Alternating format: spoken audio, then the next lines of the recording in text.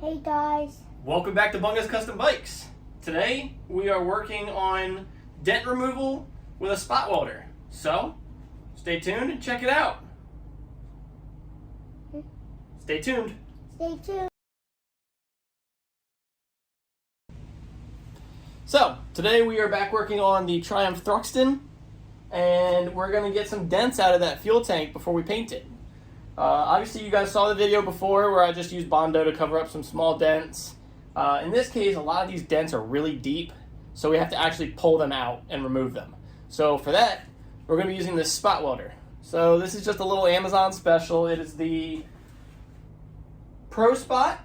It was like 150 bucks on Amazon. This isn't going to be an unboxing video. It's not going to be a review video. It's just going to be a how-to. Y'all know I'm not really into the reviews or anything like that, but I will show you how to use the machine.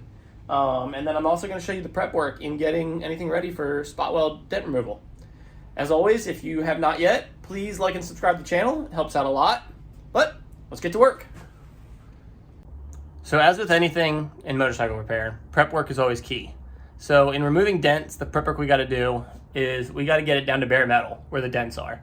As you can see, I already worked one dent out here. You can see all these little raised bumps. They're like pimples. That's from the spot welder themselves. Those are just high spots that'll get sanded off before we paint. But there's another little dent here. And then there's one right here. That one's a little bit easier to see. It's really easy to feel. And then there is one right there. That's a big pocket dent from bar slap. So in doing a fuel tank, obviously the most important thing before we weld on it is to make sure that all of the fuel is out. And I mean all of it. Obviously heat / sparks plus fuel makes for a not good time for anybody. And then once you have the fuel out, so I like to drain it completely and then let it sit open for at least a few days to let the rest of that fuel and all the vapors evaporate. And then it's not safe, but I always take a torch and just kind of like real quick into the fuel cap. And if there's no reaction, then you know the fuel's gone. If it goes boom, then you know there was fuel left in it. Not condoning doing that. Please don't do that at home. But once you've got all the fuel out, like I said, we want to take it down to bare metal. I just use a wire wheel on my angle grinder. I don't want to use like a sanding disc or especially a grinding disc because then we're going to take metal away. And fuel tanks themselves are typically not thick metal, so if you start taking metal away, you're not going to have much left. So once you get it down to bare metal, we're going to take a Sharpie and we're going to circle where our dents are. That way we know where we need to pull. You can either circle them or you can put little X's where you're going to hit your spot welder on. And then from there, you're just going to start pulling dents. So we got my helper here marking where we're going to make our spot welds. And we're just making X's where all of our dots are. And that's where we know we need to pop the welds out. On this big one, we're going to make one big X. So on these really big round dents, you kind of have to start on the outside and kind of work in to get that dent all the way out. If you try just pulling from the middle, it won't actually pull. So next thing, we need a good clean ground surface. So we'll use one of these spots where I already pulled a dent, and we'll get the ground clamp attached to that because the whole tank has to be grounded for the spot welder to get on there. And once we have that ground clamp on, we'll start pulling dents. So this is our machine, like I said, just the Pro Spot Amazon special. It comes out of the box like it is, comes with a bunch of consumables. So the different tips, this obviously has a slide hammer on it, so once you weld that tip to the tank, you use the slide hammer, pop the dent out. The gun has a trigger on it. This is what actually sets your welds. It comes with this ground clamp, but it's not an actual clamp, it's just a lead. That's the one negative thing I have to say about this is it didn't actually come with a clamp. It came with a little like copper point, but there's really no way to connect it. So I'll have to mess with that a little bit. The machine itself, it doesn't really have a power function. It's got manual and auto. I keep it on manual because I want to be able to control when I'm going to spot weld. And then this is your power control. So that first click turns the power on, it's unplugged. And then each little setting is different power. It says you set the power by like the tip you're using, but when I was using the triangular tip, I wasn't getting enough power to actually set the spot weld. So I had to turn it up to this one. You know, it is what it is. Use what you got to use. And then as you can see, it is 120 volts. So you don't need any kind of like 240 or like a welder outlet. It's just 120 volts to run the machine. So the ground clamp comes with this little copper lead that screws into it, and it's just a point. And I figured out the way to do it is you run one spot weld with the gun while holding that ground clamp on there, and then you just tighten down that little brass ferrule, and it'll hold it in place pretty well to run the rest of the spot welds. But now that we got it grounded, let's start pulling on this dent over here, and then we'll move over to that real big one, and I'll show you how to do both. So basically all we're going to do is we have our ground cable attached. We're just going to get the gun. I'm sure I'm going to get banned on YouTube for saying gun, but pull the machine a little closer. That's another negative thing, is the lead is really short on this thing. Like, I got to get the machine all the way up onto the table just to have enough length to be able to do anything with it. There. So we're gonna get our get our GAT. How about that on here? And all you do is you just click and hold the trigger. It runs just a short bump. See that? Just one little zip, and then make sure it's attached, and just kind of pop. And then we'll do this one.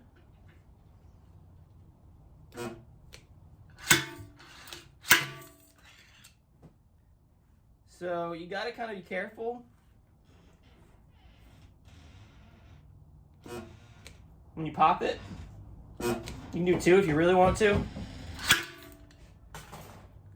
And that's really all you got to do. So just with those three little spot welds, we've already kind of pulled this side up really nicely. So we'll just keep going with the rest of these X's that our little buddy made for us. You want to follow the contour of the dent. So we'll just turn up the heat just a little bit, and then pop. That one didn't really stick very well.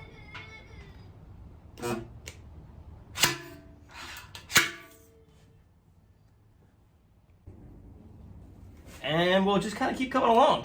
We're getting it really, really nice here. We got just a little bit left there.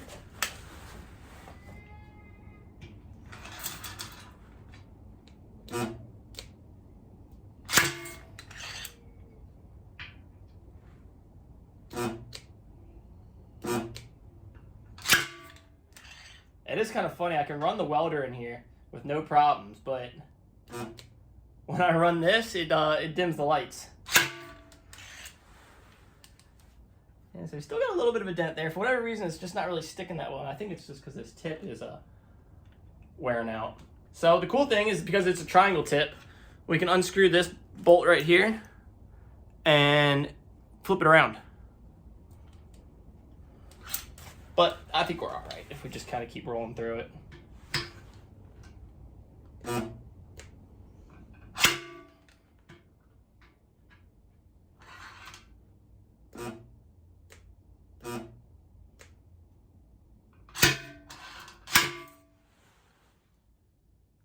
Just a little bit left right there on this 1X.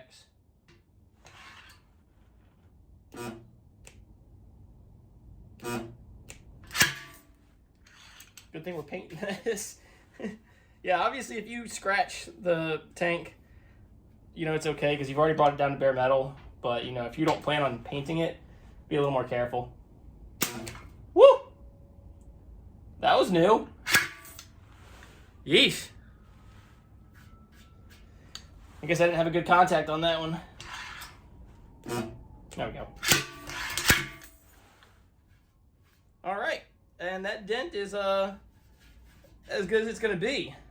So, you know, you can take a little like peening hammer and hammer out some of these high spots, but we're also going to kind of grind a lot of that down. So I'm thinking that these dents on the side might be kind of hard to pull with this just because of the contour of the tank. Like, it's kind of got this little cutout here for your legs, and then there's a dent like right on that bend. So I'm going to try. I'm going to start with this one up here. That one's a little bit smaller. I should probably change this tip around before I do, but you know what? Full send, right?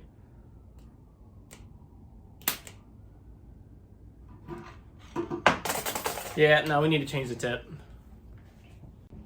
All right, new tip. We should be able to do that a little easier now.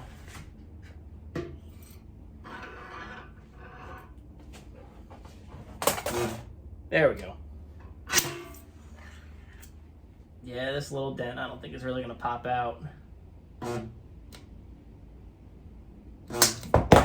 Whoop, there goes our ground clamp. Yeah, we got it out. Well, now we got to re-weld our ground clamp back on. So, I mean, 150 bucks from Amazon, no, not the best machine at all. But, I mean, it's getting the job done.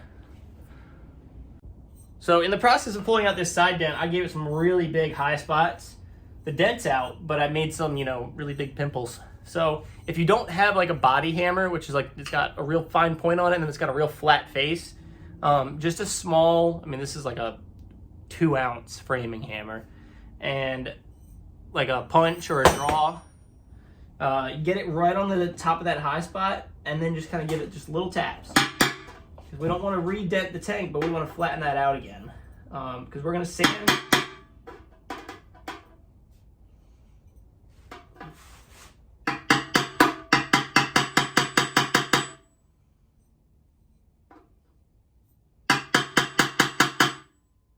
There we go.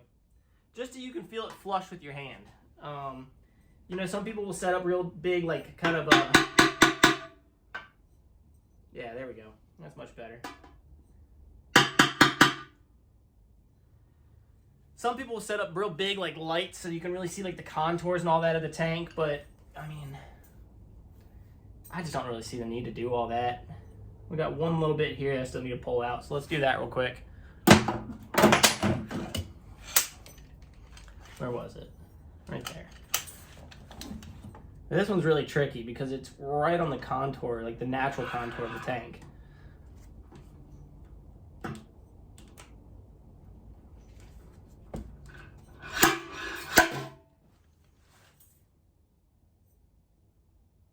Much better.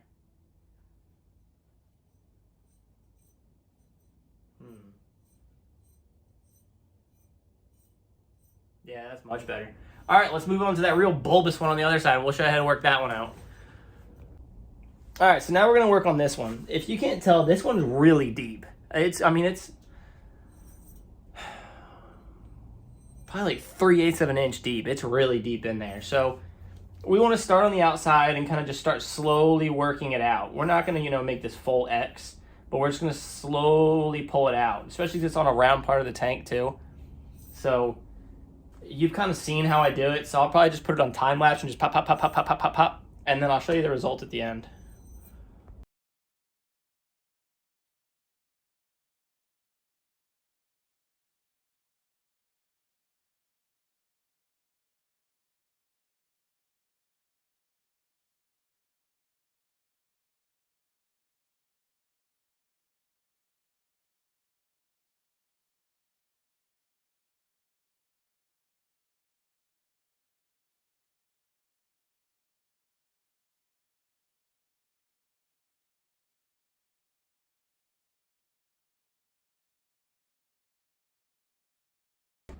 So as you can see, I've gotten most of it up. It's much, much shallower, but it's just this center spot that's just being real stubborn. So I think what I'm going to try and do is I'm going to try and heat it, get it real hot with like a torch, and then try popping it just to get it a little more malleable. Also, if you were wondering, Sharpie is not the way to mark it because this will not make a good contact through the Sharpie. The Sharpie is enough to insulate it. So I'm going to heat it up, get it real hot, and then we'll try and get back at it. All right, so we got it real hot. We gotta kind of be careful here because we don't want to melt through it with this now that it's hot. So I'll probably turn my power down a little bit. If we melt through it, then we're trying to patch a fuel tank. And, whoa! That's not fun. So now that it's hot, let's see if we can make it if it's a little more malleable.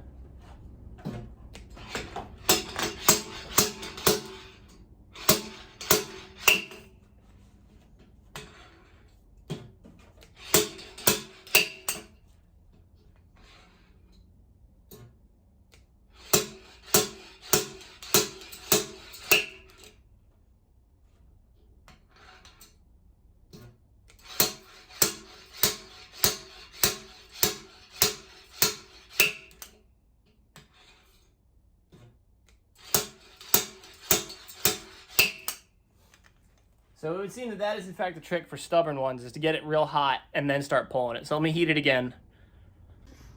So it looks like crap. I mean, sure, it's melted, it's hot, but once it gets sanded down, we get all those high spots out of it, and then, you know, we get this bad paint off. And I mean, it's good enough now where we can just put a little bit of body filler on it and it'll be good. So I know today's video was kind of just watching, but hopefully it shows you a little something about pulling dents. Like I said, with this one, work from the outside first and then start working that inside. If you just try and work that inside, you're not going to go anywhere because it's just not going to pull. It's kind of like, you know, it's just like inside out at that point. So definitely we'll start from the outside and then work in with these real deep ones. The shallow ones, they're easy. Just kind of put them in the center and pull. But yeah, that's it. So that's all I got for you this week, friends. I hope you liked the video.